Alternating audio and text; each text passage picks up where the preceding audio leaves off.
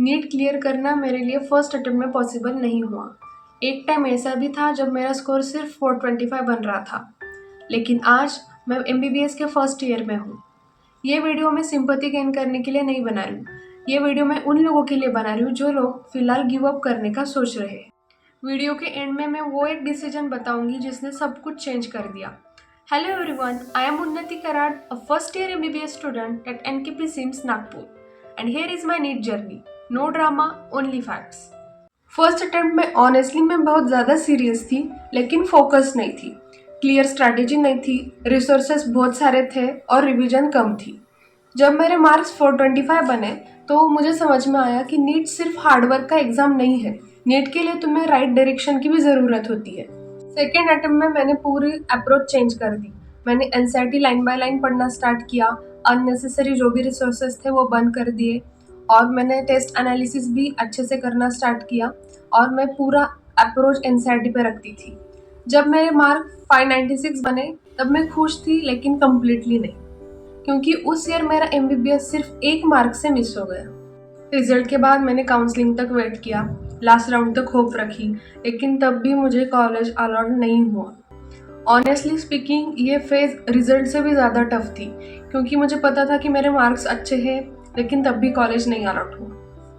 सारे लोगों ने बोला कि 596 के बाद ड्रॉप लेना रिस्की है, लेकिन कुछ ऐसे भी लोग थे जो सपोर्ट कर रहे थे कि अगर एक ड्रॉप तू लेती है तो नेक्स्ट ईयर पॉसिबल हो सकता है कि तुझे MBBS सीट मिल जाएगी। तो मैंने डिसाइड किया कि मैं और एक ड्रॉप लूँगी। लिटरली स्पीकिंग, नीट 2025 के लिए मेरे पास सिर्फ 5 मंथ्स बचे थे। मैंने फुल ईयर प्रिपरेशन नहीं किया, मैंने सिर्फ 5 फोकस्ड लास्ट के कुछ मंथ्स में प्रिपरेशन की है।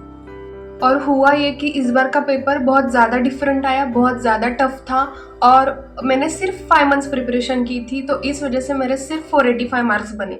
हाँ, मुझे पता था कि ये मार्क 596 से कम है, लेकिन स्टोरी यहीं पर ख़त्म नहीं हुई।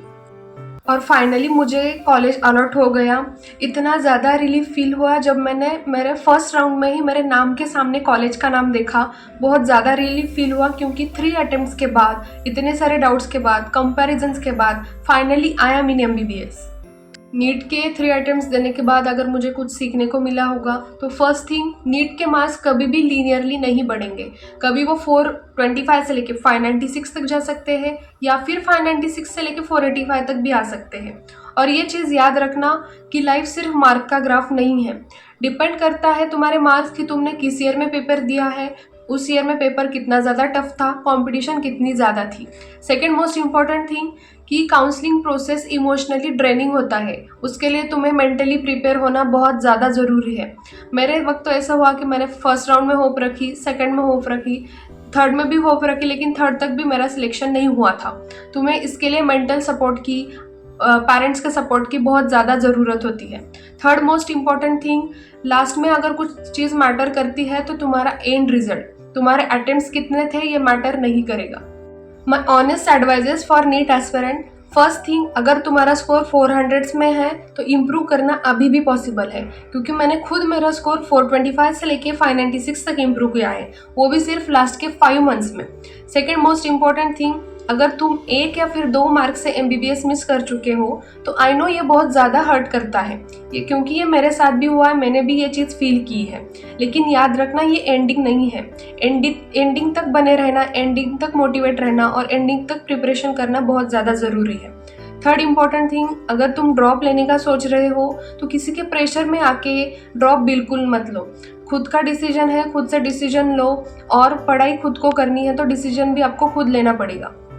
3 अटेम्प्ट्स लगे, 1 मार्क से MBBS मिस हो गया, स्कोर कभी ऊपर गया तो स्कोर कभी नीचे आया, लेकिन मैं रुकी नहीं, and that made the difference. अगर तुम भी नीट जर्नी में हो तो स्टे कंसिस्टेंट, बाकी सब तो टाइम डिसाइड करेगा। Tell me in the comment section कौन सा अटेम्प्ट चल रहा है तुम्हारा, and subscribe only if you want NEET and MBBS related content. Thank you.